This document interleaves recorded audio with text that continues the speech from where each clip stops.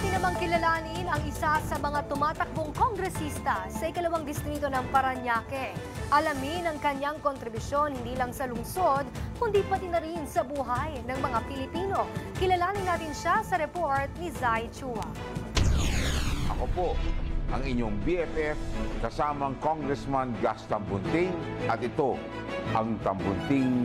Masasabing veterano na si Parañaque 2nd District Representative Gustavo Gus Tambunting pagdating sa politika.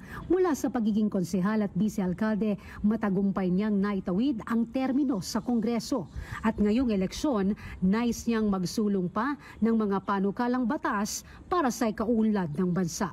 Tingnan po natin ang what really drives prices to go up, no?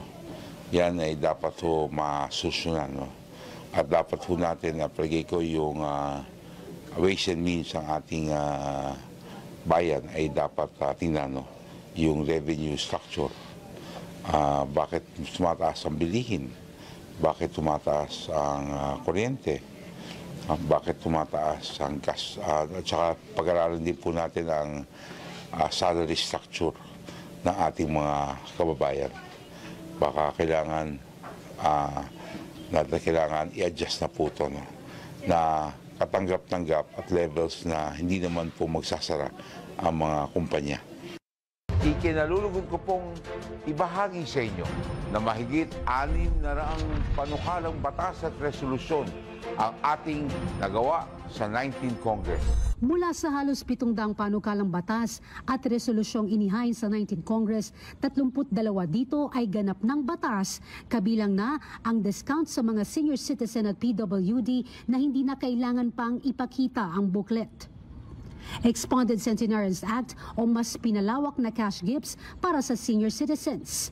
New Passport Law o mas pinadaling pagkuha ng passport at prioridad sa mga senior citizen, buntis, PWD, solo parent at iba pa. Caregivers Welfare Act na sumisiguro na ang lahat ng mga caregiver ay may kontrata mula sa kanilang employer.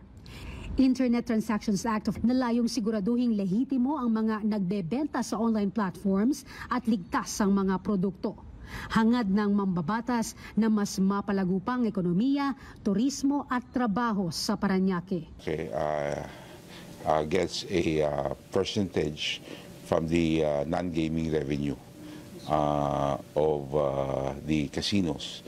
And with that, marami naman po na bibigyan ng trabaho. May mga batas po kami na minungkahi kasama si Congressman Edwin Olivares on the 1st District of Parañaque na kung saan ay kami humihingi din na share dun sa gaming revenues, no? Which pumasa na po sa third reading pero nakabimbin pa ho sa Senado. At yan ay tinatalakay pa ho sa Senado na magkaroon po tayo ng share because the biggest revenue of a casino is the gaming revenue. Suportado rin ni Congressman Gus ang Philippine Offshore Gaming Operators o POGO shutdown sa bansa. We're very, very firm and strict in implementing the order na ban ng POGOs. So wala akong binibigyan na permit na POGO sa lungsod ng Parañaque. May sagot din ang Legislative Franchise Chair ukol sa aligasyong dayuhan ang nagmamayari at kontrol sa power grid sa bansa. NGCP is privatized and ang mga katanungan dyan ay yung mga tanong katulad ng mga Chinese involvement. No? Yan ho ang mga pinag-aaralan po dyan. Kung ito'y totoo at kung sino-sino sila. Sa huli, nanawagan si Tambunting ng mapayapang halalan. Protektahan natin ang integridad ng eleksyon. The voice of the people is the voice of God. Our gift to God is to protect that vote and to be able to vote wisely. Huwag ibenta, huwag isanla dahil dyan ho nagsisimula ang korupsyon na kung saan boboto po tayo ng mga taong ang laki-laki ho ng ginagastos, milyon daan milyon. Ang tanong, paano po nila babawiin yan? At kanino babawiin? Siyempre sa tao pa rin.